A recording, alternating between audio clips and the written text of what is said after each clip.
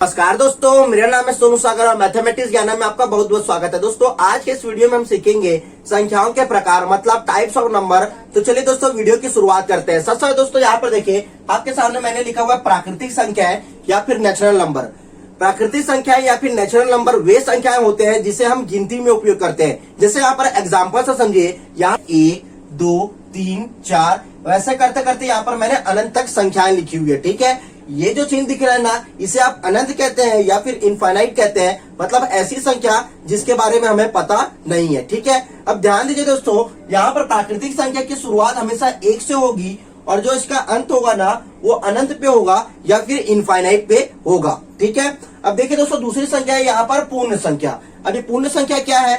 देखिए पूर्ण संख्या या फिर होल नंबर वे संख्याएं होते हैं जहां पर जीरो भी सम्मिलित हो जाता है। जैसे यहाँ पर देखिए दोस्तों ध्यान से, यहाँ पर मैंने प्राकृतिक संख्या के पहले शून्य लगा दिया है।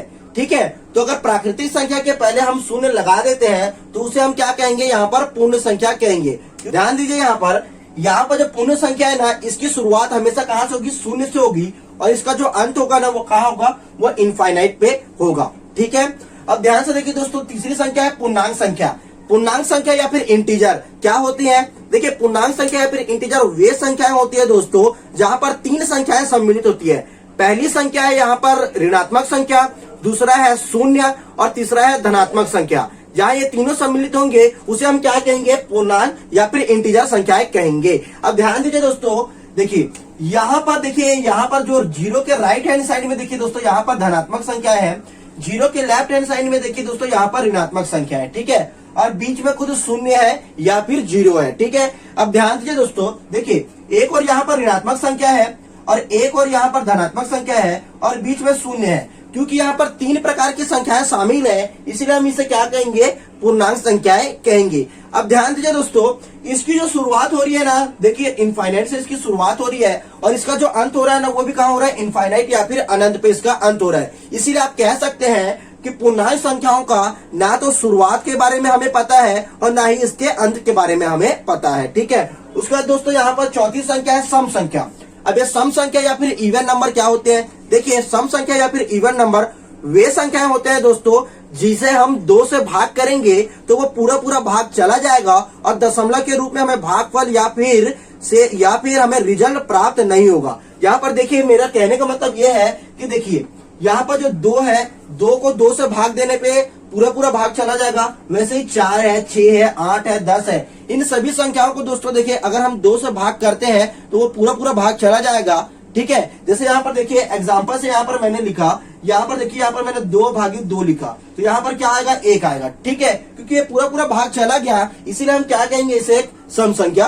अब ध्यान दीजिए दोस्तों, जो शून्य होता है ना उसे भी हम सम संख्या मानते हैं मैथमेटिक्स में। इसलिए आप कहेंगे कि जो सम संख्या है ना उसकी शुरुआत हमेशा शून्य से होगी और इसका जो अंत होगा ना वो इनफाइनाइट पे होगा। ठीक है, आइए दोस्तों अब समझते हैं विषम संख्याएं। देखिए विषम संख्याएं वे संख्याएं होती है दोस्तों जिसे हम 2 से भाग नहीं दे सकते हैं। मतलब अगर आप 2 से भाग दोगे विषम संख्याओं को तो पूरा भाग नहीं जाएगा, हमेशा हमें एक दशमलव संख्या या फिर डेसिमल नंबर प्राप्त होगा। जैसे यहाँ पर देखिए दोस्तों, यहाँ पर देखिए 1 3 5 7 इन संख्याओं को अगर मैं 2 से भाग दूंगा तो पूरा भाग नहीं जाएगा, हमेशा हमें एक डेसिमल नंबर प्राप्त होगा।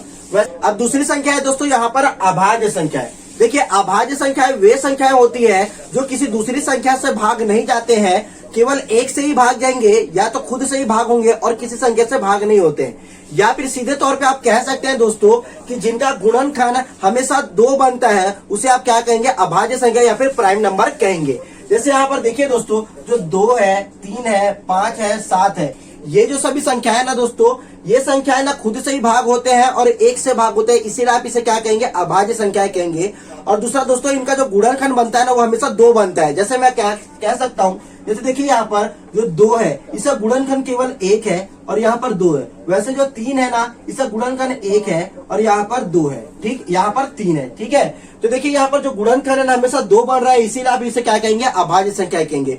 गुणनखंड का सिंपल मतलब यह है दोस्तों कि मतलब इन संख्याओं को ना कौन सी संख्या भाग दे सकती है या फिर ये संख्या किस संख्या से कट सकती है। ठीक है, उसका मतलब है यहाँ पर गुणनखंड। ठीक है, अब भाज्य संख्या क्या होती है? देखिए दोस्तों, भाज्य संख्या वे संख्याएं होती है जिन्हें दूसरी संख्या पे भाग दे सकते हैं। जैसे यहाँ पर देखिए दोस्तों, जो 4 है, 6 है, 8 है, 10 है। जैसे देखिए 4 को 2 भी भाग दे सकता है, वैसे ही 6 है, 6 को 2 भी भाग दे सकता है और 3 भी भाग दे सकता है। इसीलिए आप कह सकते हैं, और इनका गुणनखंड भी है ना हमेशा 2 से ज्यादा बनता है, इसीलिए आप इसे क्या कहेंगे, भाज्य संख्याएं कहेंगे। ठीक है।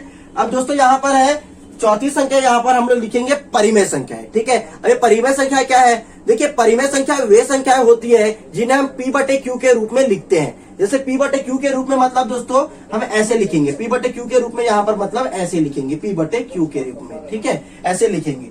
तो देखिए दोस्तों P/Q के रूप में मतलब जैसे मैंने यहाँ पर लिखा 1/2, यहाँ पर मैंने -3 यहाँ पर लिखा 4, वैसे यहाँ पर -5 यहाँ पर मैंने लिखा -6। तो ध्यान से देखिए दोस्तों, क्योंकि यहाँ पर मैंने P/Q के रूप में संख्याओं को लिखा है, इसीलिए आप इसे क्या कहेंगे, परिमेय संख्या कहेंगे। एक बात ध्यान देने वाली बात यह है कि जो Q होता है ना, जो Q है ना, ये 0 के बराबर नहीं हो सकता। ठीक है, जो Q होगा ना वो हमें 0 के बराबर नहीं होता। ठीक है। और एक बात ध्यान रखिए, जो ऊपर अंश है और नीचे हर है, इन ऊपर अंश और हर में ना हमेशा क्या होगा, पूर्णांक संख्याएं होती हैं। ठीक है, और कोई दशमलव संख्या वगैरह नहीं होती है। तो आइए दोस्तों अब हम समझते हैं परिमेय संख्याएं। देखिए परिमेय संख्याएं वे संख्याएं होती है दोस्तों जिसे हम P/Q के रूप में नहीं लिख सकते। मतलब यहाँ पर ध्यान दीजिए दोस्तों, जो यहाँ पर पाई है, ठीक है, और वैसे ये अंडर रूट यहाँ पर देखिए 2 है, वैसे ये अंडर रूट यहाँ पर 5 है, वैसे ये अंडर रूट 3 है। तो ध्यान से देखिए दोस्तों, इन संख्याओं को क्योंकि हम P/Q के रूप में नहीं लिख सकते, इसीलिए आप इसे क्या कहेंगे, अपरिमेय संख्याएं कहेंगे। आप बस इतना समझ लिए दोस्तों, क्योंकि मैं आपको अगले वीडियो में आपको परिमेय संख्या और अपरिमेय संख्या के बारे में पूरा डिटेल से पढ़ाऊंगा।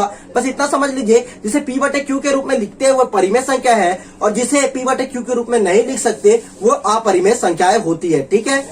अब देखिए दोस्तों, यहाँ पर दूसरा है दोस्तों, यहाँ पर वास्तविक संख्याएं। अब ये वास्तविक संख्या क्या होती है? देखिए वास्तविक संख्याएं मतलब ना दोस्तों, अभी तक आपने जितनी भी संख्याएं पढ़ी है, मतलब प्राकृतिक संख्या, पूर्ण संख्या, पूर्णांक संख्या, सम संख्या, विषम संख्या, जितनी भी संख्याएं पढ़ी है ना, वे सभी संख्याएं क्या होती है, वास्तविक संख्याएं होती है, क्योंकि उन सभी संख्याओं को हम नंबर लाइन में लिख सकते हैं। देखिए दोस्तों, दूसरा है यहाँ पर, लास्ट है यहाँ पर अवास्तविक संख्या।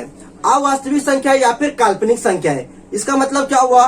देखिए अवास्तविक संख्या मतलब दोस्तों, जहां पर आयोटा का उपयोग किया जाता है ना, उसे हम अवास्तविक संख्या कहते हैं। अब आयोटा क्या होता है? देखिए आयोटा का मतलब होता है दोस्तों, जैसे यहाँ पर ये आयोटा है, ठीक है, आयोटा मतलब आई है ये, तो इसका जो वैल्यू होता है ना वो -1 होता है। तो जहां भी आपको ये आयोटा दिखे, ठीक है, जहां भी जो संख्या में भी अगर आयोटा जुड़ गया है ना, तो अब मान लीजिए वो वास्तविक संख्या नहीं है, वो क्या हो गया, काल्पनिक संख्या, या फिर उसे आप इमेजिनरी नंबर या फिर अवास्तविक संख्या कहेंगे। जैसे यहाँ पर देखिए, मान लीजिए यहाँ पर मैंने लिखा, यहाँ पर मैंने 5 यहाँ पर ए, यहाँ पर मैंने लिख दिया 2।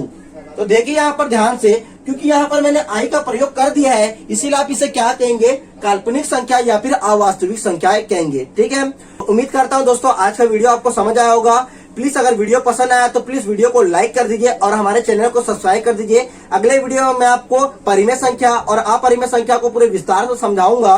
तो वैसे ही सम संख्या, विषम संख्या, ये सब के बारे में आपको विस्तार से समझाऊंगा। तो प्लीज अगला वीडियो भी आप जरूर देखिएगा। मिलते हैं नेक्स्ट वीडियो में, तब तक के लिए धन्यवाद।